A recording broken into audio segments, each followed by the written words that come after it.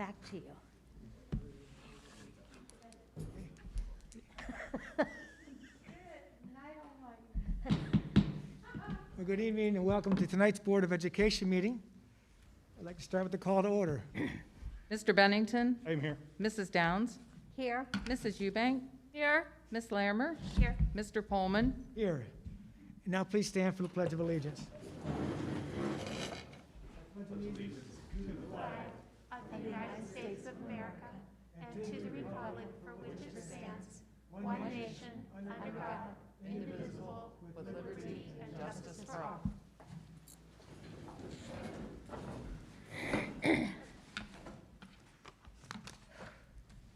Perrysburg Schools welcomes you to the Commodore Building or online, and we thank you for attending tonight's Board of Education meeting. We care about the safety of our students, the staff, and families and guests. And we please note there are exits behind you to your left and right, and there's an AED located just outside the cafeteria doors. You're located at 140 East Indiana Avenue. We thank you for joining us tonight and supporting Perrysburg Schools. At this time, in regards to the proposed agenda, I'd like to make one change. And if you would look at your item number 17 with item number 16, for some reason it just got out of order, we'll have public participation be at item 16 and board discussion item 17. So just switch to item 16 with item 17, which is past practice. It just got out of order for this meeting. Any questions in regards to that? Okay, can I have a motion to adopt the proposed agenda? So moved? Second? Roll call, please. Mr. Bennington? Yes. Ms. Larimer? Yes. Mrs. Downs? Yes. Mrs. Eubank? Yes. Mr. Pullman? Yes? Okay, at this time, Mr. Hassler, Board of Education recognition. Thank you. So this evening is a special meeting, and we're very excited to be introducing Mr. Aaron Cookson, who we will be recommending to serve as Perrysburg High School's next principal. So Mr. Cookson is here with his wife and daughter, and we'll ask him to step up and say words. But before that, I just wanted to talk before that. We just wanted to say a few words. First of all, having Dr. Short be at the helm at Perrysburg for as long as he's been and the success that he's had, this was a pretty important position to fill for a variety of reasons. And on a personal level, that connection between the high school principal and superintendent is an important relationship. And stepping in, Dr. Klein did a great job of selecting Dr. Short, and we've had a great working relationship. So when the time came when Dr. Short was leaving, and there was some talk this summer where I tried to lure him to stay at least one more year to get us through, I think a few weeks into the school year, he's like, yeah, that isn't going to happen. So the reality of what to do really came out. And so we began to plan for, filling that position. And there were, a lot of internal, external conversations, and we posted the position, and we held our breath, and we set it up to be open for an extra period of time, because we know that this is a big decision for folks to move, and we were watching very closely the candidates and the number of applicants. And when Mr. Cookson decided to throw his hat in the ring, I can tell you that we were ecstatic about his candidacy. So one of the things that we shared is we're both honored and excited to make this recommendation. There was a very involved process involving a number of stakeholders in an interview process. And at the conclusion of that interview, there was one consensus pick that was the best fit, and he is here with us this evening. It's not only about his educational background, which a lot of it was from right here in Perrysburg, but it also, he had the ability to go to Columbus and Hilliard, where he served as an administrator and principal, and received a lot of experience there in that school district, and we welcome him back with those things that he has to offer us. So He's got 12 years of successful experience leading a high-performing school in the Columbus area. He really focused on strategic vision to support the whole child. And because of that, that was one of the things that we consistently heard from the committee that was part of the feedback. His background check and everything that we could gather from our search indicated that he was as good as billed. And that's a great place to be. In the middle of the day, I received a text randomly from his superintendent that said, "You're really going to steal Cookson from us. I thought you were my friend." So that was an immediate response from his superintendent when he got the news that this could happen. So we're very fortunate, I think, to be able to transition from Dr. Short and what he did to Aaron and his ideas and what he's done. And I think it's a perfect bridge for where we are as a school district and certainly as a community. So we're here and excited that he's here. And at this time, if you'd like to step up and say a few words. Thanks, Aaron. Well, thank you, everyone. And thank you for the wonderful introduction, Mr. Osler. And I am extremely excited and humbled and really overjoyed to be here this evening. The Commodore building, just walking in here brings back a lot of memories. You know, I spent 10 years as a freshman boys basketball coach, so I spent many of hours right over there to my right, in that gym with the freshman boys basketball team. But, when this position came open, I immediately, had great memories conjured up from my time here as a teacher and a coach, just being embedded in this community and knowing what this community values in regards to education and education of the whole child. As Tom alluded to, through my experience at Davidson High School in Hilliard, I've had a lot of experience with growing students academically, obviously, but also fostering their passions and interests, and also their mindset and their and just their mental and emotional well-being and wellness. So I feel very prepared for this next step, and I definitely want to thank those involved who really have helped me through this process. One being Mr. Hostler, for sure. Dr. Short as well. Thank you for your time, effort, and energy through this process and our communication, which has been a lot, and I know it's going to be a lot more as we continue to move forward through the spring and into the summer.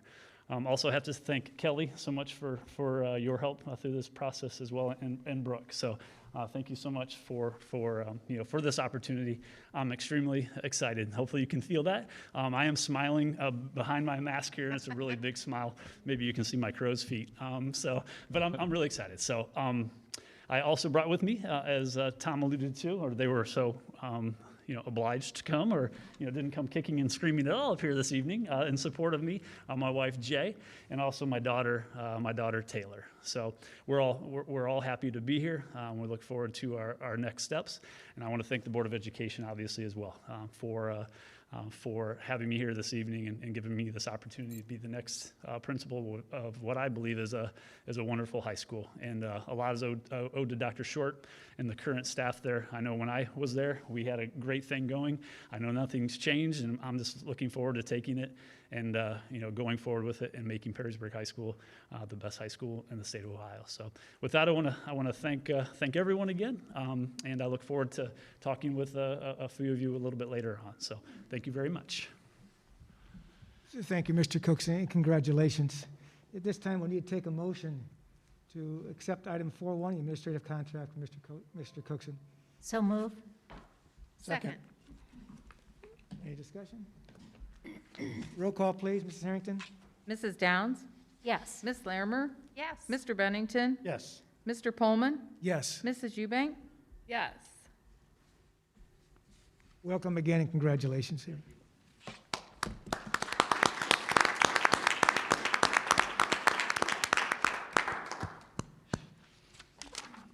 I do want to just toss in here. I remember when you left and how sad we all were. So I'm so excited that you're back.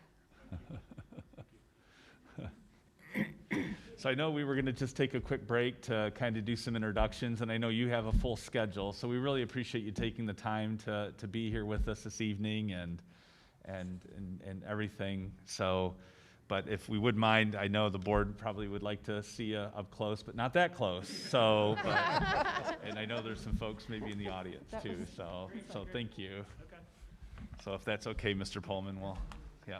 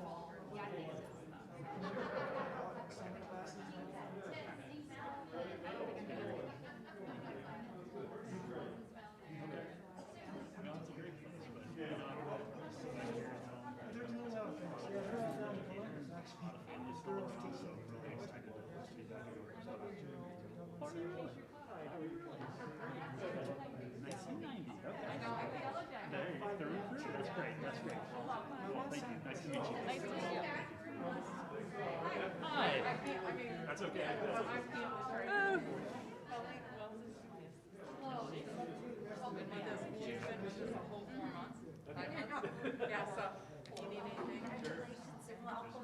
should say welcome. Oh, God. Thank you, I appreciate it. Nice to meet you.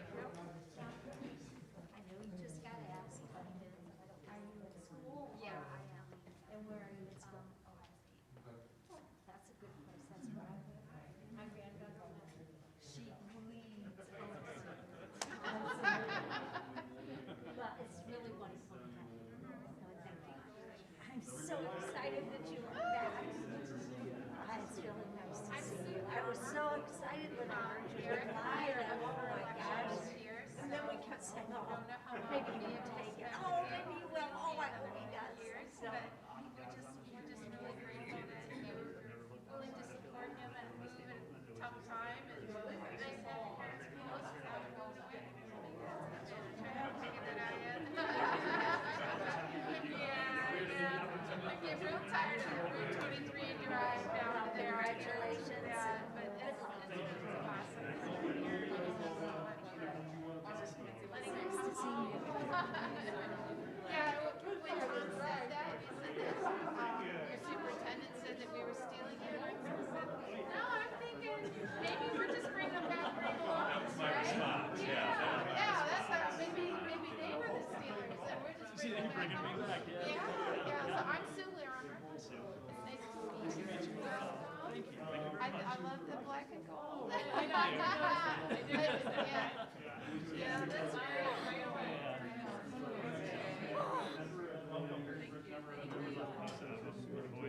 You know, even when my first house, when we moved into Columbus, my first house was still the office. Basketball pictures and baseball pictures and Yellow Jacket memorabilia and things. So it's never really. So now you have to do the whole house hunting thing and all that. Oh, keep eyes open. I didn't stay there very long. You can set your own hours, so you can't. Yeah, but it's still something that I love to do. So if I see or hear of anything, I can tell you. I would appreciate it. Yeah, because the real estate market in this town is just vicious. I've heard, just in a little bit of time, we've kind of researched it. It'll work. It's something will work out. It usually does. So are Oh, you? I know. I've been opposed to basketball? That bothered me. I saw that there were 7 extra days in there. Is that Well, I think we can make that work. okay? Yeah. So that you've got enough time to clean up and get your house there and to get you up here. It just didn't, to me, it didn't seem like enough. I I thought you should have had at least 2 weeks, if not a month, to whatever you needed to do. Honestly, I've never been through this type of transition before. I was an assistant at Davidson. My wife is from Cleveland area. Born Youngstown. So I never had really this type of transition, but I guess I'll make it work. But I think I'll be able to.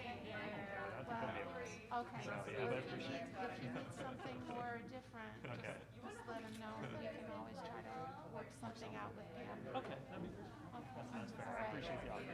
Safe travels back Thank you. and forth. I appreciate it. What's the name of that place that we always go to after convention? That you get the balloons? Waldo. Waldo's, yes, there you go, yeah. Yeah. That'll be your place, because after that it's desolate. That is true. Yeah, that is Yeah, true. go party me greatly. You're right. You're right. You're right. Well, nice to meet you. The pie and like the jewelry case that Oh, turns yes, the slice of that's pie. gonna be our special thing, Yeah. just for its pie. I like it better. Yes. You know what? My buddy made a comment like 2 weeks ago about, getting a sample. I haven't been through there very often. I was there last month, but it was not very time and was in a hurry. And I went and got big slice bologna for some folks. And I made like Sunday, that was my lunch after church. I made a bologna sandwich. So fried bologna. They're good. Yeah. Sure. I agree. Those are really Well, nice. hey, thanks for coming. Congratulations. Of course. Thank you so Looking much. forward to working with you. Yep. So Me thank too. you. Thank you. Yeah, Tom. thanks. Appreciate that. Yeah, nice meeting you. Again. Yeah. See ya. Cold. Off and on. What you got? Those are see the names? I don't know how you got off. I thought I was on the last meeting.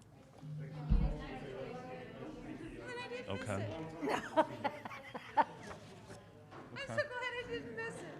When I looked at the committees, I was so sad. I thought, well, I like that. Oh. I know. I think if you think about it for a second, you'll know why.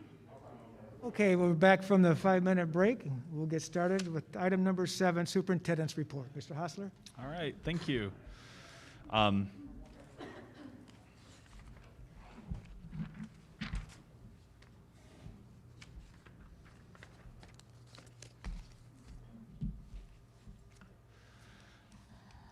thank you. We just wanted to provide a brief kind of update. And so the format of this change, usually folks are used to seeing this, but this past week, they just changed the format. So, but the numbers for active cases here in Perrysburg is 40 and 45 that occurred this week.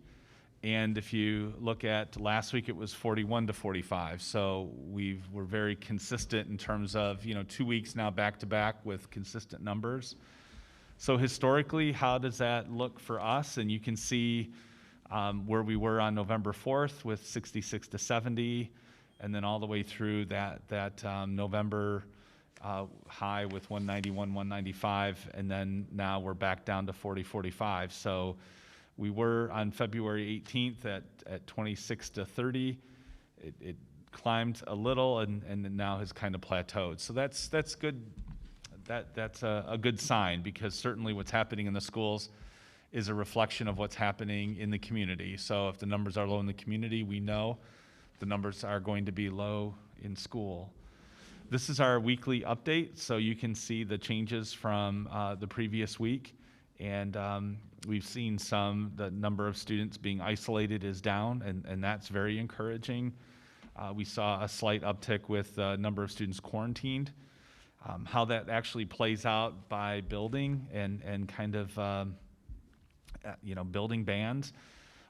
We have one active COVID case in the elementary buildings right now, and that includes the preschool. So again, that means that there was one new COVID diagnosis at the elementary level. That's great news to be in single digits and certainly be there. We do have a total of 21, and including the preschool, 22 students that are quarantined. That's for a variety of reasons. That can be exposure from home or through an activity, not necessarily from school, given that we've only had one case. So overall, it is a good indication, because I know when we decided to take the step back, to bring them back 5 days, we were concerned about the number of students and how things would be progressing. So the numbers remain low. Turning our focus to HPI, the junior high and high school, we can see that we have a total of one positive case at the secondary level, including HPI. Again, that is terrific news. The number of quarantines is 34. And again, that's something that we were watching very closely, because, as you know, the junior high and HPI are back 4 days a week. For the junior high, that was a lot of conversation, because they were going from 2 days a week remotely, except for that period for 2 weeks in November when it looked good, and then all of a sudden it was terrible. And so this was a very positive sign for us. This is the district-wide COVID cases. So looking at kind of the long view, you can see the difficult months that we had with the number of cases, and we're kind of climbing back down and very predictable. Quarantines, following that same trend, and you know, we're excited to be there. And I'm just going to flip through some of the buildings here, but we have preschool, which has been fairly consistent with very low cases. Woodland, the last 5-6 weeks have been very low. Toth, very consistent, very few blips. Frank, we've had of the elementaries, the 16 quarantined. So that just is what's happened in that particular building. Fort Meigs, the numbers have been very low. You can see HPI, the junior high, and the high school. So next on deck for us is, the high school going to 4 days beginning tomorrow. And that'll be a big step for the high school. So the next time that we're together, the board is together, we're looking forward to sharing some of that information, because we'll have a couple weeks under our belt to see what that is. We know that other schools and areas around the state have brought students back, and they've seen a spike. So we're watching how those districts react to those situations and what they learn from those. So that's important for us as we look forward to being where we are with students back 4 days a week. And then we'll have the rest of the buildings transition to 5 days. And then, of course, the high school is discussed at the last meeting. So things are lining up for hopefully a more normal feeling spring. So spring sports have begun and are underway, and we had the state wrestling tournament this weekend, and so many of those kinds of things that we missed last year at this time. This is a year, and it's been a remarkable year. And to be where we are today and talking about 4 days and 5 days and sports and the musical, all those kinds of things is encouraging, because for those students that lost out on those opportunities, especially last year's senior class. This has been a very exciting to see this opportunity for those students. And that's what we've been trying to do, is every decision we've been making is trying to get students to this place and time. And then finally, the vaccines, the second doses took place this past Friday.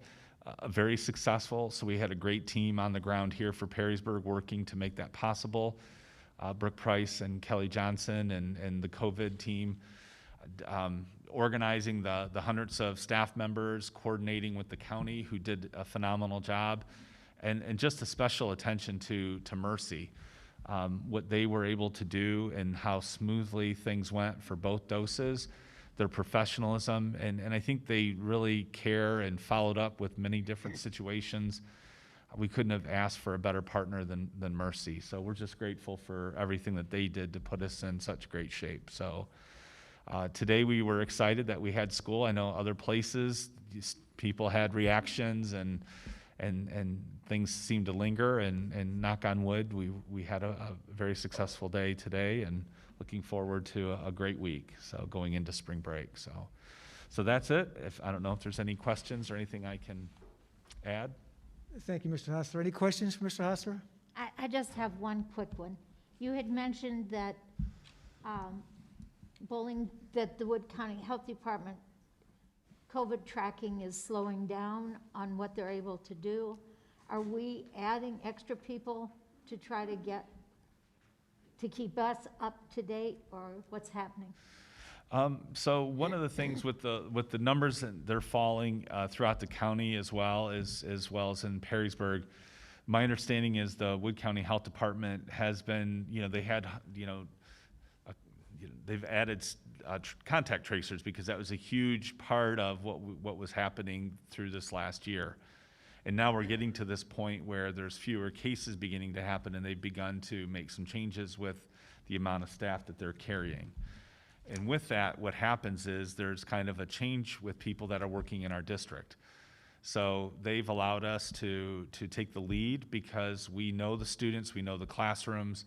It just made a lot of sense for our staff to be very quick in responding to cases in quarantine. And that's a benefit to families, because if we can catch that student the day that they're exposed, that prevents them from seeing grandma and grandpa over the weekend. So we took it very seriously, and the turnaround time was significantly reduced. Wood County provided the support and the guidance. So it wasn't us making decisions, it wasn't us using what we felt was appropriate. It was actually implementing what they were doing. So with those changes, they've had change of personnel. So people who've been with us for a while understand our operations, being in a school with so many people, looking at how schools function.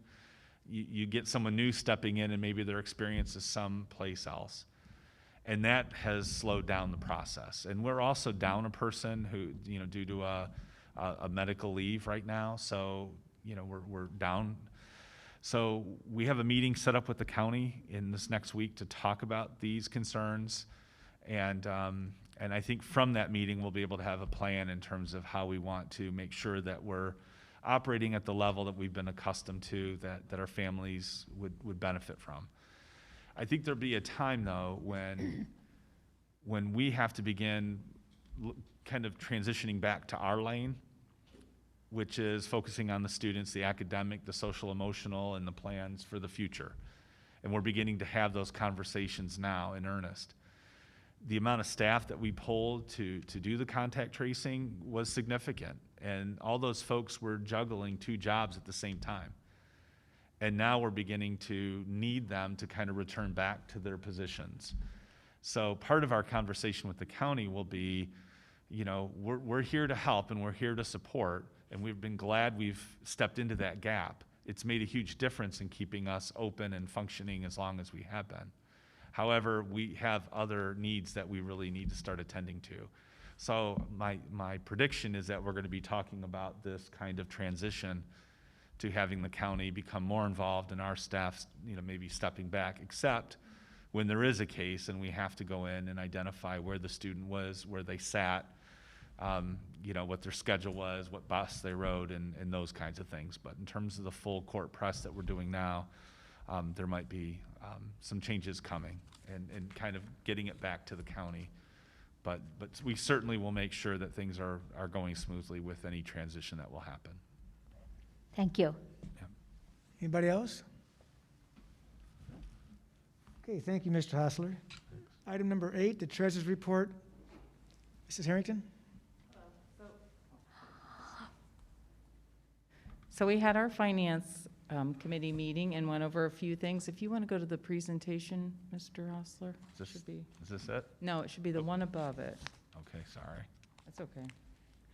We're just going to do a brief overview.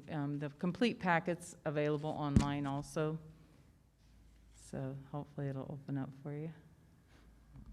Sorry. It's okay.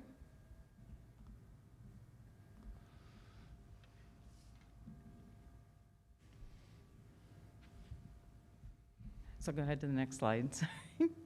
So as you can see, our revenues, our real estate came in at 12.7 million versus 9 last year. And again, these are our advances. They're not our actual real estate payments yet. The auditor gives us advances to carry us through till the payments are complete. The unrestricted grants, which is our state foundation, is trending as we expected. Other operating, again, we collected, again, it's an advance. So we got 14,408 versus 10,328 last year. Next. Our expenditures, it's kind of interesting to see in February this year versus February last year, how close we are. Our benefits and our personnel services are running right as expected on our forecast. Our purchase services as well. Everything's kind of coming in right where we thought it would be at this time of the year. Next.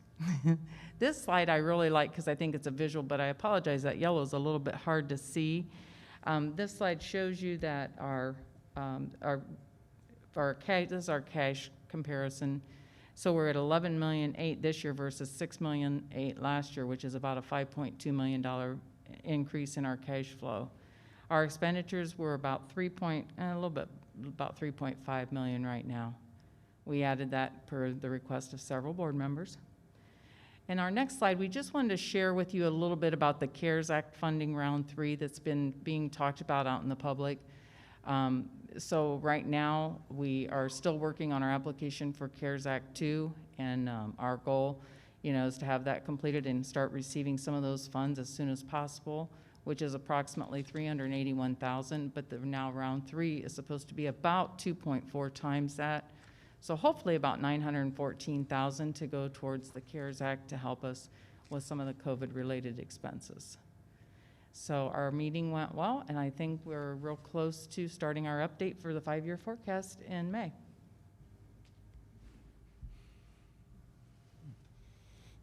You guys have anything to Any questions? add?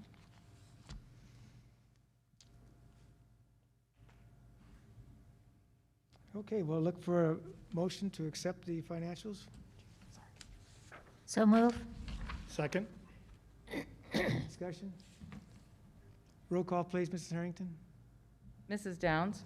Yes. Mr. Bennington? Yes. Mrs. Eubank? Yes. Ms. Larimer? Yes. Mr. Pullman? Yes. Okay, that takes us to our board committees and discussions. Item number 9. Start with the Personnel Committee. Mrs. Downs, anything you want to bring to the board? Well, we have a new hire for the superintendent. That was a really exciting thing. We are on track with our pay schedule for the nurse, for the school nurse. So it just seemed like everything's moving along and there are lots of work to be done. And I think I skipped about, did I skip anything there? No, I think you're right in there. Okay. Okay. Oh, did I say Yeah, superintendent? you said superintendent, principal. Oh, my gosh, we did not hire a new superintendent. I'm so sorry, Tom. We I skipped a few weeks into this here. hired Surprise. That was not a Freudian slip. a new principal. At this point, it's just like, oh, okay, I missed that part of the agenda, but we'll roll with it. That's what Pam said. She said, did I miss something? You learn so much during these committee reports. The one meeting I missed, and I do think, one of the things that Kelly shared, Mrs. Johnson, was that we're now beginning to get into teaching positions. So there was a number of high school positions that were posted, and they're beginning to get into those. Elementary positions, right now, a lot of it is contingent on class sizes. So we budgeted for 8 additional positions, so that is keeping us, in mind as we look at these. So we're well below that, but, the registration process for school is underway, and, we're anticipating probably a few elementary positions that will come available. So those are things that, this time of year is when things get very busy for that. So projections, class sizes, trying to take care of those things. So. Okay, how about the operations? Mrs. Lammer? Well, actually, the notes that were included in the agenda were really pretty good. But I got to give kudos and shout outs to our tech team once again, because they managed to get blood out of a turnip every time. They're changing, oh, son of a gun. You know, it's amazing how illegible my notes become the further away I come from they just seem to change. But there was a $15,000 savings. And was that on the router system or was that in the phone system? So that, they talked about a couple different savings, but this one, the $15,000 is for maintenance tracking. So right now, if you're out at Frank Elementary and you're having an issue in your building, there's a system that you can report that problem and then it is managed and assigned. It also tracks preventative maintenance on all of our furnaces and all those things. And they looked at switching from our current system to another alternative, and that will save $15,000 a year. So it's really the backbone of our whole operational maintenance, communication, record keeping. So it's a big deal for us, and it's a great savings. So James and his team did a great job. Yeah, and also on the phone system, which is decades old, they're replacing that this summer.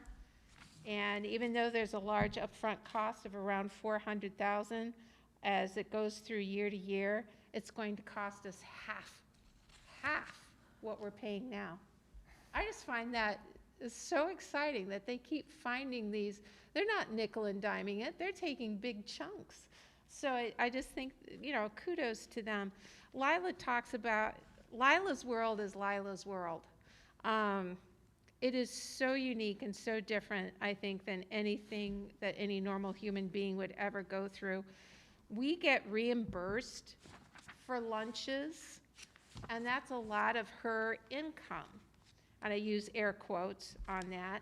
So right now, the lunches are free per federal decree, and we get $3.58 for every free lunch that is sold. And now that the kids are coming back, that is beginning to help her bottom line. And you don't think about those kind of things. You think about free lunch, but it's still costing us to do those free lunches, so the federal government reimburses us. And it's $1.89 for breakfast, and as the students return, they're getting back into buying their lunches and everything and buying their breakfast, and that's helping Lila's bottom line, which is why she is one of the few food service centers in school districts in Northwest Ohio that does not run in debt. She does not have to go to our general fund to make her department work like most schools do. So kudos to Lila. And the pod project for the high school is moving along according to schedule, so we'll probably get more report on that as it becomes more and more finalized.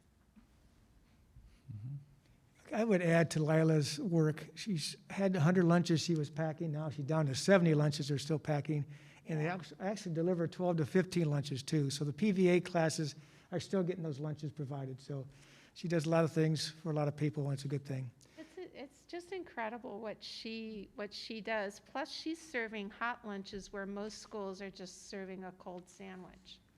So that's like awesome too. We talked about busing, high school busing. There's 4 Yep. drop-off points. Currently, it might have changed within the last couple of days, but we were taking 100 high school students to school. And you can see in the notes the drop-off points, Fort Meigs, Woodland, the junior high school, so in the high school. So again, I think the notes are there in front of you for operations. Thank you, Sue. Let's go to the next one, which would be a teaching and learning update. Mrs. Larimer, or sorry, Mrs. Downs or Mrs. Eubank?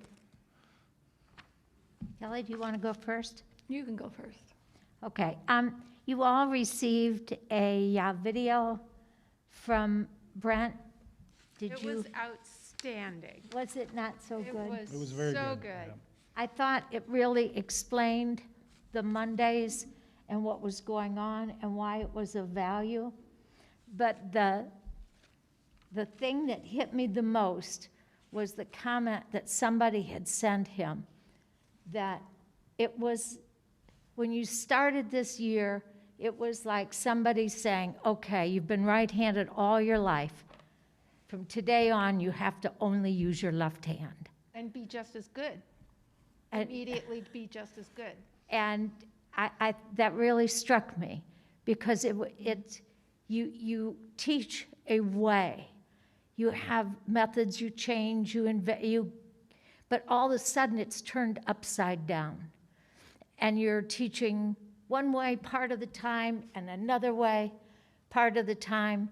And it's very difficult for the staff to do that.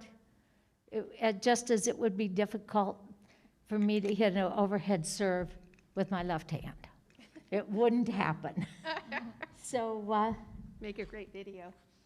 it would be lots of laughs.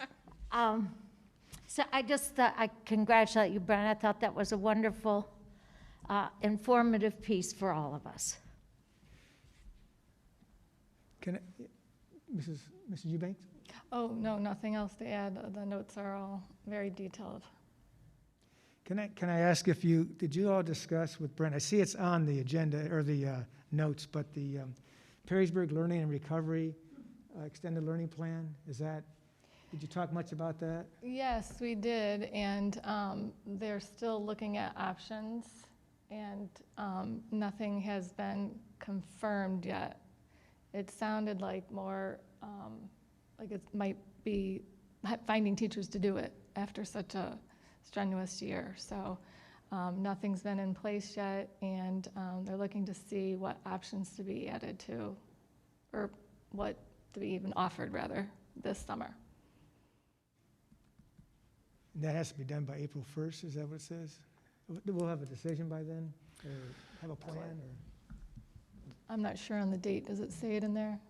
Yeah, I thought DeWine said it had to be done by April 1st, right? Yeah, April 1st is when we need to submit a plan, and I know that there's been some movement on the state's part in terms of the details. I think they've been getting feedback and fortunately listening that it takes a little more than just a few months to build an entire, recovery plan.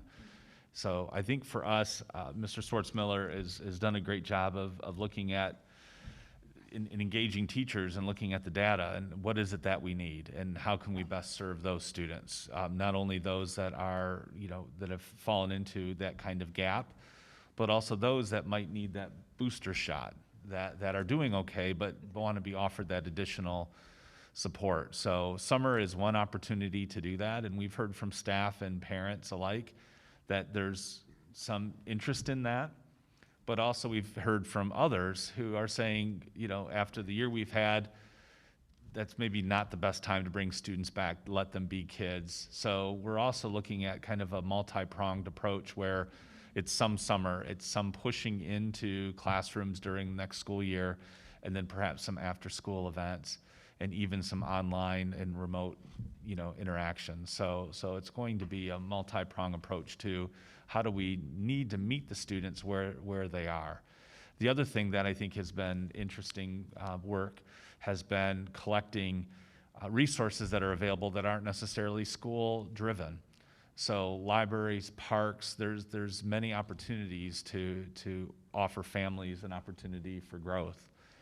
And one of the things that I thought was interesting, there was a freshman student who does podcasts. And he asked the question, I was one of his guests, so it was my turn in the hot seat. Mr. Pullman had his turn in the hot seat. And one of the things and one of the questions he asked was about this gap and the gap. And I said, just for a moment, think about this experience that's happening right now. It was a 2:00 interview, so it was a day that it was one of his days where he was remote learning. And this student took it upon himself to learn how to do podcasts, to develop questions, to reach out, to do research. What should I ask a board president or a superintendent? And then schedule a time and then actually execute it and manage the software to stream it out. He did some marketing, so with pictures and things to make people aware of the show. That is tremendous growth. And there are examples of students who've taken on other types of responsibilities and things, whether it is interacting with families more. That takes a lot of growth to be able to communicate and to adapt to taking on these kind of projects or learning these kinds of things. So we often get hung up with how well did they do on the language arts compared to last year to this year? How are they doing on math? And that is certainly important. But there are many other areas where people have, really grown tremendously. That doesn't show up on a standardized test. And I think that's one of the things, as Mr. Schwartzmiller points out, that we want to focus on the right things, but we also want to make sure that we're recognizing how students have grown in other areas and reward that and acknowledge that, because there's evidence of that too. So, but the teachers have done a great job of providing that data in real time and making sure that we know where students are today versus where they were last year or previous classes. And that's vital. It's like going to the doctor and stepping on the scale and getting your blood work drawn and getting that information right away, not waiting 3 months. And so we're getting that in real time so we can make adjustments today and not waiting for some state test to come back for us. So There's another thing. After our meeting and then after personnel meeting, and then Brent's video, I've been giving all this a lot of thought, and a lot of thought of what we have gone through as schools, what our students have gone through. And I compare it to some families are doing just great. They didn't lose their jobs. The income is the same. Everything's floating along nicely. Other people lost their jobs. They lost their businesses. And their financial recovery is not going to happen overnight. That unemployment check and that $1,400 bonus does not make them whole. And the same thing holds for our students. Some of our students flourished. Some of our students did not. And their recovery can't be made whole in a day, in a summer. I mean, I was really pushing for all-day summer school for everybody all summer. Everybody works and nobody gets a day off, and by golly, we're going to correct this gap.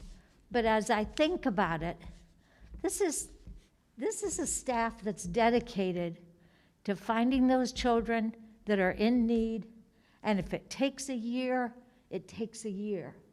But we're not going to let those kids just slip by and say, well, too bad for you, you lost a year, but move on. And I think the dedication to their success is really a tribute to the teachers, to the community, and to the administration. I agree, Gretchen, because when I heard about some of the options, summer school, the Hail Mary over summer, like you were saying, or kind of doing it more once school comes back and everybody's had a time to take a breather. I thought as a teacher, that's probably what I would like. And even as a student, it's just time to turn off for just a little bit, let the stresses go out. Look at our language department. The English department's always providing a reader's list over the summer. I'm sure they're going to do the same thing with that. Jason Hubbard has got things up and going in his mind that he's probably got some things out that the kids can be doing over the summer. Just throwing out options for them to do over the summer to keep them dabbling in it, and then coming back, and then, as you said, they'll find out. We've got some of the STAR test results already. They'll be able to see which students really need the help right away, and God love them. They know them. They're going to bring those kids into their fold and make sure that they get through next year really well. And I think that's such a credit to what our teachers do here. I've said it before, I am just so proud of our teachers and staff that as a community member, we've not had to worry about our teachers behaving like some of the union members in California or wherever they're at, and some of the crazy things that they've been saying and doing and refusing to come back to work. All I heard about in July and August was how much they wanted to be back and how can we get back and what can we do, and we want to be in the classroom. And wow, that's the jacket way on steroids. Absolutely. I wouldn't mind going back, sorry to take you back a couple conversations, but, Tom, you'd mentioned that podcast too. I had a chance to, hopefully we all did, get a chance to listen to both yours and Ray's, and, it was, to what you'd said, really well done by the interviewer, as well as really well done by the interviewees. So if you haven't listened to it, I don't know if we can post a link to it up somewhere, but listen to both of them. Really does a good job of talking about, in a very accessible way, the issues that were pertinent, important, challenging for this board, as well as for the school district. So, thank you both for doing that, and that was well done. Well, now I saw the link for Ray's. I didn't see one for Which is why I Tom. He doesn't want his ratings to go down, so he might be holding it back. That one got pulled quickly. Mr. Bennington, how about Pena report? Do you have anything to bring to the board? The important item at Penta, the big thing that was talked about is that they too are moving tomorrow back to what they call their Schedule 1, which is 4 days for that high school back in class, with Mondays being remote. Okay, thank you. What about the Jigs dinner? You didn't talk about the I Jigs didn't talk dinner. about the Jigs Come dinner. on, So yeah. please go ahead and inform of that. I don't want to get it wrong. The Jigs dinner is being, Anything about food, I'm going to be very aware about. okay. pick up. So the culinary arts at Pena is offering a Jigs dinner tomorrow for only $10, and it's got the corned beef and the vegetables and I don't know, whatever else is in a Jigs dinner. And you sign up, you go to the website, go to the Pena website, and you'll see where it says to sign up for it, and you sign up for a time and you pay for it. You can even use PayPal. I mean, the way that they had it organized out, I was so impressed. And so I go get mine tomorrow at 12:40. So there you go. And you can also go to Churchill's and get one for dinner. So you can jigs yourself out all day. Thank you, Sue, for focusing me back on the really important stuff. Exactly, yes.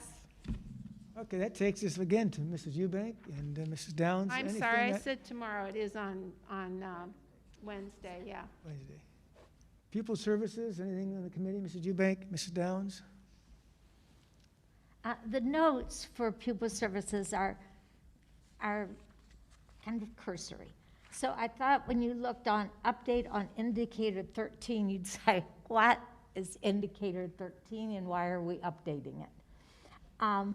This was an area where we were advised, required by the state to make some changes. It turns out that our downfall was not in the services. That indicator 13 deals with the transition of our students on their 16th birthday to be able to start to get them transitioned to the next phase of their life. And this was one of the places where we fell down. And it wasn't that we fell down in what we did, there was an error made in our reporting. So they have focused very hard on trying to figure out what went wrong, why it went wrong, and to develop and implement a problem so that it's not one person filling it in, filling it out, sending it in, and it's over. Other people are going to look at it too to make sure that the data is all in there and it's correct. And I thought that that was a very interesting thing, and I thought it might be something that everybody wasn't particularly aware of.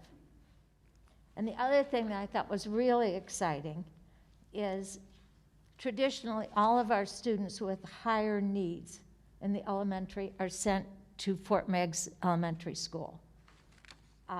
Those with severe disabilities were housed there. We've been trying to get them to transition back to their own individual buildings.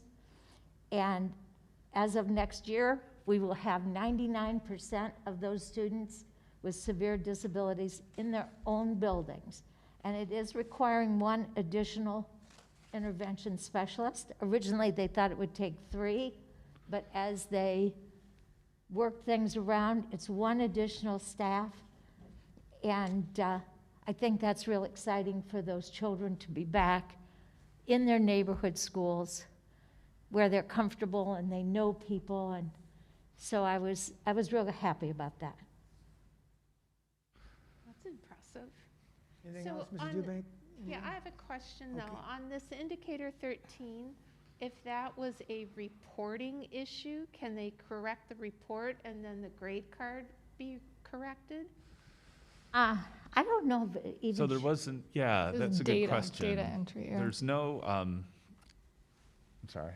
Go No, ahead. that's great. Yeah, it was just data entry error, so I don't think they could change it. So this was not something that shows up on the report card, so we weren't deducted a point. I know when we had our last state report card, we received a grade deduction because of the number of students that received services beyond graduation, and that counted as a deduct for us. This was just an internal every year report, and there's data entry in terms of entering in how many students, where do they go. There's drop down, click, and that gets submitted. And when it was submitted, one of the clicks was wrong. And so there's a remediation plan that goes with it to address why that click was wrong. So our point has been, well, we need to do a better job of reviewing the data, slowing down a little bit in terms of what's being entered. So there's some things that we're going to continue to look at in terms of the error, but also it's always an opportunity to look at what we're doing differently. I think that's one of the things that our staff is very good at, is looking in the mirror and saying, how can we do this better? Not being afraid to say, there's things that we need to do to improve. So it's caused this pause, not in a bad way, but in a good way in terms of slowing down the process, making sure that we're clicking on the right things, but also more importantly, looking at the services that we're providing for those students and their families, and making sure that we're being, that we have some fidelity with what we're doing. Anybody else on committees? I think that takes care of the ones that met this last couple of weeks. Okay, if not, we'll go on to the consent agenda. We're looking at items 11 through 15. And as you scope through there, you can see again typical things that we do for supplementals and substitutes and so forth and so on. And we've got the 13.2, the classified employees returning to 5 days a week. Quite a list that you can see for transportation and drivers and food service that it takes to function our schools. 13.4, more substitutes that we need. Healthcare aides on 15. And then I will point out to you the 15.3, the audit is again something the school does to help make sure that we're not overcharged for any of our electricity that we use. And we have this audit that we go through with the OSC. It takes us to 15.4, which is fundraisers, and that takes us through the consent agenda. Any questions about the consent agenda that you'd like to raise at this time? I can ask a question about something? Pardon? Can I ask a question about something now or after? Okay. Absolutely. Oh, the health aide supervisor, is that nurse? Like what's a health aide supervisor? Is that?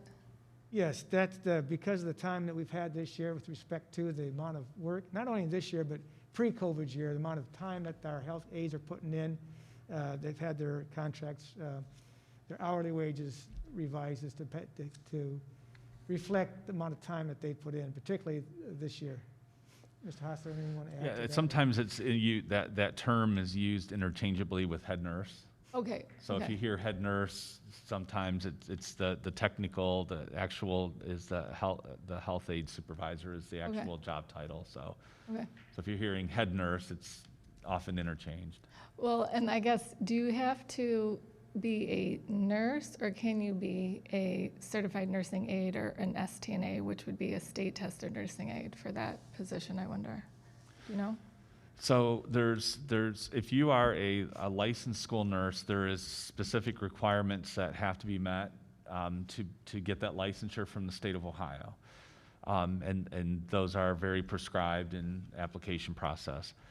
The health aide supervisor is not you don't have to have a state license to be a nurse to do that. So the qualifications, the job description is determined by the district. Okay, thank you. Anybody else? Can you explain what a PVA grader is? That's the academy. Right. I just kind of, no offense, I just kind of choked on the cost per hour for that. So, I think that's, and Mr. Hosser can answer that, I think that's the hourly rate for people. Yeah, so this is the hourly rate that we have when we employ staff to help out with grading the work of the students that are in the virtual academy. So, for example, we have over 300 students that are in the virtual academy. They're self-directed lessons online, and the work that they're completing has to go somewhere to be evaluated. So it's our effort to assign teachers to be able to keep up with that grading, so those students are getting that feedback. When you create that online school like we have, there were 4 staff members that were part of it initially, but 4 staff members when we kicked off, it was almost 600 students. 4 can't be responsible for K-12 grading and everything. So we've had to pull people in at different time to help with those assessments and getting that feedback. And it's so it's up to 50 hours. So it's not between now and the end of the year. So it could be a few hours on the weekend. It could be a few hours in the evening. So hopefully it won't be that many hours. And kids' homework is neat, and they're able to get through it very quickly. So. Yep. Can I add that there are specific areas, like that is Chinese, for example, that we just can't make. yeah. We're gonna have to enlist the expertise of Chinese, higher level science, higher level math, things like that for help. Okay. Yeah. Mrs. Down, you had a question. I didn't get it in before Tom finished speaking. All of our health aides are registered nurses. Correct. They are not practical nurses or nurses' aides. They're registered nurses. And then the supervisor is also a registered nurse. But she does not have The license for the license to be a school a head nurse through. head nurse. Yeah. Really? She Right. doesn't? No, After all these years? Oh, wow. I think that the school head nurse has that, doesn't it have like, you have to be able to teach courses and all this other stuff? And we really want our head nurse to be able to take care of our nursing program. And needs are getting very significant in schools. We have children in schools who sometimes come with a feeding tube. We have children who are diabetic. We have just all sorts of things, which is why we're very fortunate to be able to have a nurse in every school. Yeah, nursing isn't something that having a nurse in a school district today is not required by the state of Ohio. So there's no requirements to have a nurse, and there's many districts that don't, or they have one for multiple buildings. So we're very fortunate that the community supports us in a way that we're able to provide a nurse in every one of our buildings, and that's pretty important for keeping kids safe and medicated and addressing the issues, and parents are more relaxed knowing that that's there and that's key, and certainly the students are more comfortable, and when they're more comfortable, they're better able to learn. And the type of challenges, it's a far cry from when I was in school, and if there was a nurse or you got a sucker and a Band-Aid. Today the medical demands of our students are pretty intense. So we're very grateful for what they do. And the market is getting more and more competitive to keep and retain quality nurses. So we appreciate the board considering this because we've seen the demand of nurses just increase tenfold. So maybe it's the name that's problematic. It's saying a health aide. Translated, that's school nurse, right? Would we hire an LPN or somebody with a lower degree than a full nurse to be our health aides? Or are they going to be full school nurses that are in our buildings? So right now, I think we've been in a position where we've advertised and we're able to retain people that are RNs. If we got to a place, and that's kind of why it's on the agenda, where RNs were not necessarily applying, then we would need to find somebody with some medical skill and training and background that would meet that need. Because the alternative is, and I worked in schools where this happened, is your secretary becomes your, quote, school nurse. Yeah. So if you have somebody that has more training, that has the ability, that has done different roles, we would be open to that. But we're trying to avoid that, and that's why we're evaluating, where we are with the market and able to attract, this type of staff member. Okay. Any other questions? Need a motion to accept the consent agenda? So moved? Second? Roll call, please. Ms. Larimer? Yes. Mrs. Downs? Yes. Mrs. Eubank? Yes. Mr. Pullman? Yes, Mr. Bennington? Yes. motion carries. At this time, it's public participation.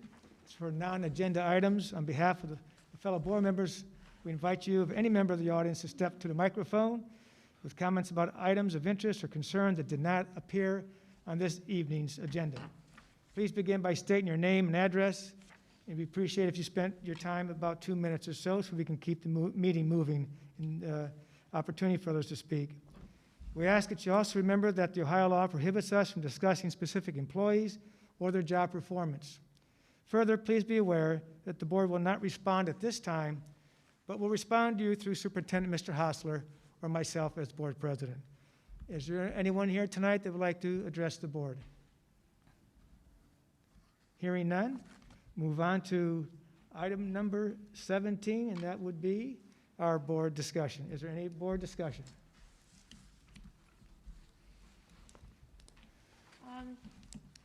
Actually, Mr. President, I have something to read.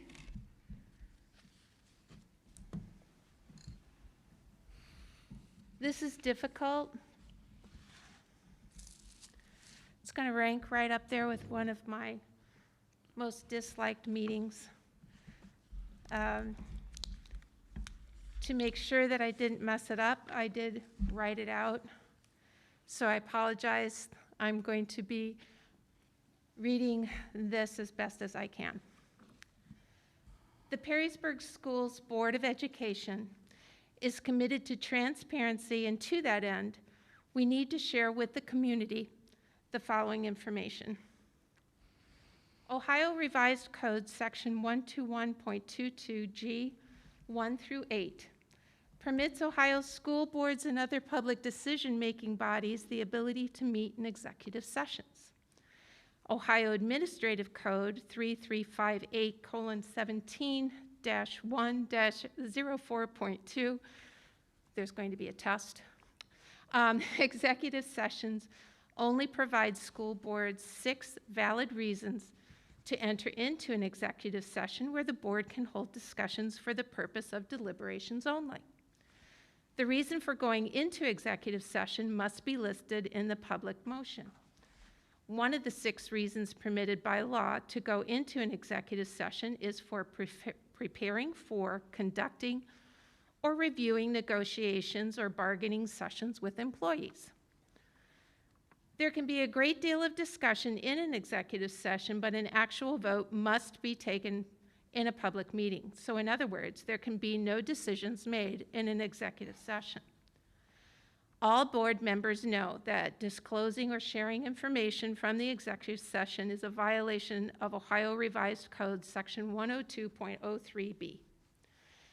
This law states, in summary, no present public official shall disclose or use without appropriate authorization any information acquired by the public official in the course of the public official's duties that is confidential because of statutory provisions, or that has been clearly designated to the public official as confidential when that confidential designation is warranted because of the status of the proceedings. And preserving it confidentiality is necessary to the proper conducting of government business. So on Tuesday, March 2nd, the Perrysburg Board of Education, during its regularly scheduled work session at 7:30 a.m., had on its agenda a scheduled executive session for the purpose of preparing for, conducting, or reviewing negotiations or bargaining sessions with employees. At 8:57 a.m., the board voted to enter into the executive session. The executive session ended at 10:10 a.m. Mrs. Kelly Eubank left that session early at 9:46 a.m. At the conclusion of the executive session, stapled materials that were distributed to board members were collected, as those handouts are confidential materials as described in the Ohio Revised Code Section 102.03b and cannot leave the meeting. Upon collecting the handouts, it was discovered that 2 pages containing information on the front and back of each sheet were removed from a stapled multi-page handout. This was immediately recognized, and those board members present were asked if they had these pages. Those board members indicated that they did not. An email was sent out after the meeting Tuesday afternoon, and a second email was sent out Wednesday afternoon to the entire board by President Ray Pullman seeking those documents. All board members responded that they did not take nor have the missing pages. On Wednesday, March 3rd, Mr. Pullman sent an email request to the administration asking for a review of the security footage from Tuesday morning to determine if the missing pages could be located. Upon further investigation, in an attempt to identify the location or recover the missing documents, it was determined with a strong degree of certainty who was responsible for removing the documents.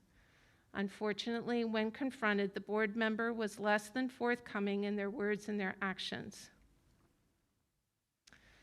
As a result, I feel I must make the following motion. I wish to move to suspend until December 31st, 2021, Board Policy 155 on committees, as it pertains to the number of board members permitted to be appointed to a board committee, and ask that Mr. Pullman appoint a special board labor committee that will consist of the following members: Mr. Pullman, Mr. Bennington, Mrs. Downs, and Ms. Larimer. This committee will convene as required to discuss and receive updates concerning collective bargaining with the district's various unions, representing public employees, and report back to the full board during an executive session. I realize that the motion was long. If you would like an individual copy, Kelly can, just raise your hand and Kelly can pass a copy of the motion to you. Could you restate the motion? Sure. When you said I make a motion. Okay. I would like to move to suspend until December 31st, 2021, Board Policy 155 on committees, as it pertains to the number of board members permitted to be appointed to a board committee, and ask that Mr. Mr. Pullman appoint a special board labor committee that will consist of the following members: Mr. Pullman, Mr. Bennington, Mrs. Downs, and Ms. Larimer. This committee will convene as required to discuss and receive updates concerning collective bargaining with the district's various unions representing public employees and report back to the full board during executive session. Again, if you would like a copy of the motion, Kelly has a slip of paper that she can let you have to take a look at it, because it's a lot. There's been a motion made. Is there a second? Or I second that motion. any discussion? What's the process for collecting data at the end of executive session? Means collecting the paperwork. It's collected or turned in. So you either hand it in or it's collected. Who does that? Could be Mrs. Harrington. Yes. Could be. Leave it me, on the council. table or drop it over here, yeah. So we go around and pick it up, Okay, so was that done then? yes. Yes, that's So how. I that's guess how my question is, when I worked retail, we had to have our bags or purses looked at prior to leaving. Not because we didn't trust somebody, but that was the policy process, that was the process. So it sounds like that process wasn't enacted correctly with me leaving the meeting. Otherwise, said document could have been discovered prior to leaving the meeting and walking out of the room. Well, I think, is that okay? I think when we specifically said, make sure that we leave all the documents, and if I'm not mistaken, you said, yes, I am. And we continued on because you left the meeting early. So, you know, out of respect, I didn't get up and walk over and grab it. I just waited till after you left. Well, We didn't, like, I've not had that in my past 28 years, had to do anything like that, but I haven't had to.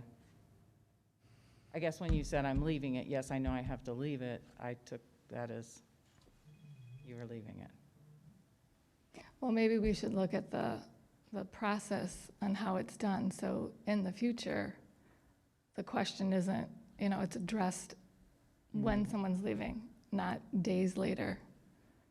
Well, it We was did. addressed at the end of the meeting when the papers were collected, and it was found at the end of the meeting that before all of us had left, that papers were missing. So it was found out immediately.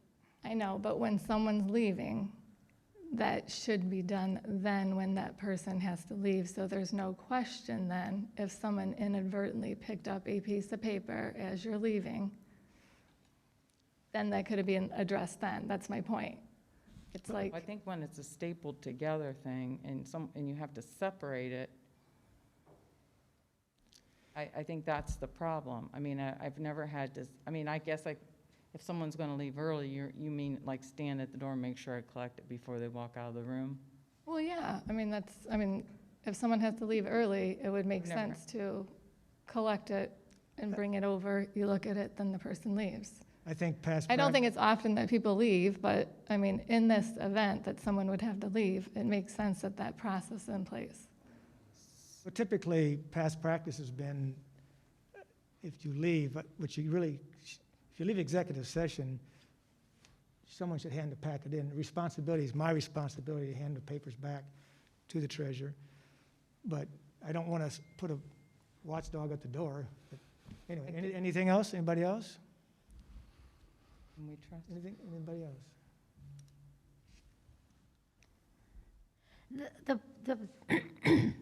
The concern is, when papers leave the room, let's go back to when we were doing, looking for land for Whole Prairie. We all received maps, and the maps had prime locations we were interested in. And if those papers left the meeting and went to a realtor's office, the price of those lots would go up significantly if people knew this is where they want to go. And there are so many instances of executive session where, let's just say, an individual student's records are discussed, and those disappear. We've had an instance where a board member actually named a student and their GPA in the meeting. That was horrific, and it's not tolerated. So that's why it's just really important that when you get the paper, I must say, I said to Pam, can we take these home? Pam said, no. I did want to kind of look at it again, and Pam said, just come on in. I have them on file. I can explain anything. Just come into the office. And we're all well aware that none of the papers are to leave, but the papers did leave.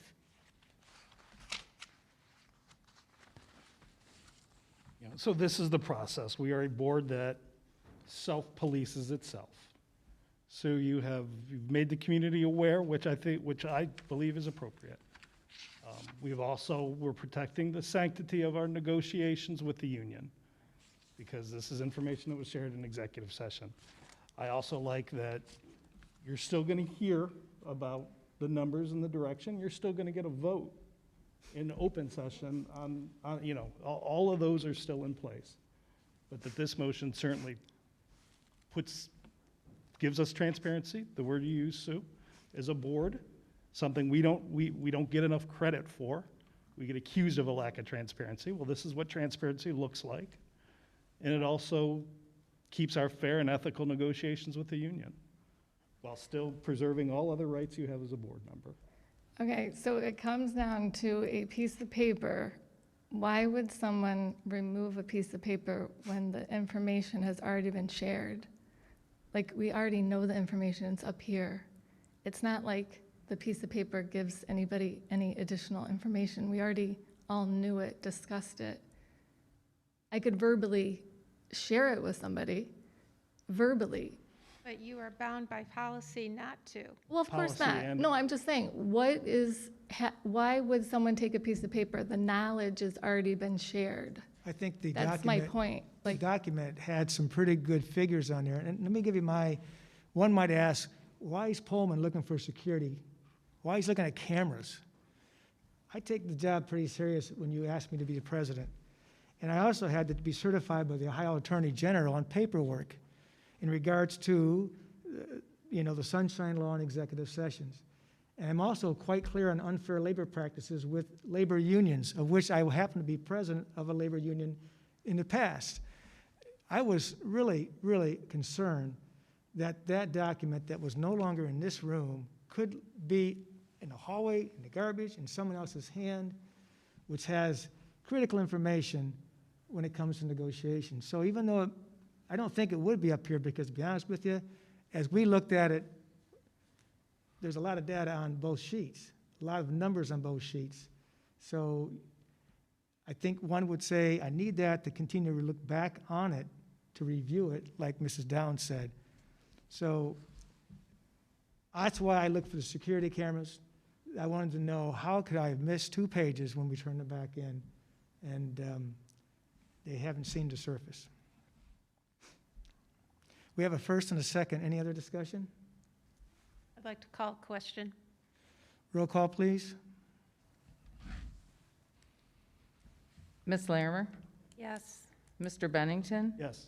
Mrs. Downs, Yes. Mrs. Eubank, no. Mr. Pullman.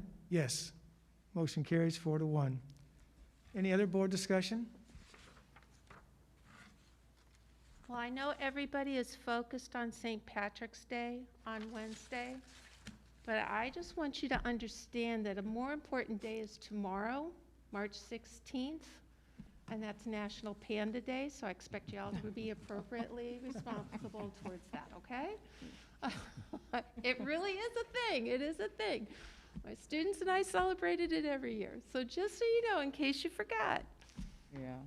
if you have an iPhone, it'll probably show up on your iPhone calendar tomorrow, which is pretty cool. I know. Any other discussion? Okay, if not, we asked for a motion to adjourn. So moved. Second. All in favor, let's go with a roll call, please. Mr. Bennington? Yes. Ms. Larimer? Yes. Mrs. Eubank? Yes. Mrs. Downs? Yes. Mr. Pullman? Yes. Meeting adjourned. Thank you very much, and have a good evening. I did not expect this meeting to be so short.